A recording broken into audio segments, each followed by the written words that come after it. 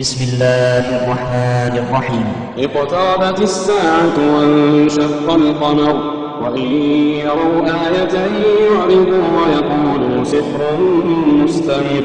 وكذبوا واتبعوا أهواءهم وكل أمر مستقر ولقد جاءهم من الأنباء ما فيه مزدجر حكمة بالغة فما تغني النذر فتول عنهم يوم يدعو الداعي إلى شيء نكر خش عن أبصارهم يخرجون من الأجداث كأنهم جراد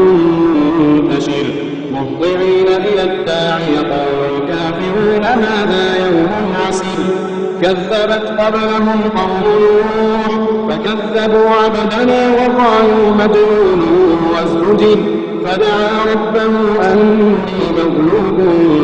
فانتصر ففتحنا أبواب السماء بماء منهمر وفجرنا الأرض عيونا فالتقى الماء على أمر قد قدر وحملناه على ذات ألواح ودسر تجري بأعيننا جزاء لمن كان كفر ولقد تركناها آية فهل من مدكر فكيف كان عذابي ونذر ولقد يسرنا القرآن للذكر فهل من مدكر كذبت عاد فكيف كان عذابي ونذر إنا أرسلنا عليهم ريحا صرصرا في يوم نحس مستمر تنزع الناس كأنهم أعجاز نخل منقعر فكيف كان عذابي ونذر ولقد يسرنا القرآن للذكر فهل من مدكر كذبت ثمود بالنذر فقالوا أبشرا منا واحدا نتبعه إنا إذا لفي ضلال وسعر ألقي الذكر عليه من بيننا بل هو كذاب أشر سيعلمون غدا من الكذاب الأشر إنا مرسل الناقة فتنة لهم فارتقبهم واصطبر ونبئهم أن الماء قسمة بينهم كل شرب محتضر فنادوا صاحبهم فتعاطى فعقر فكيف كان عذابي ونذر إنا أرسلنا عليهم صيحة واحدة فكانوا كهشيم المحتضر ولقد يسرنا القرآن للذكر فهل من مدكر كذبت قوم لوط بالنذر إنا أرسلنا عليهم حاصبا إلا آل لوط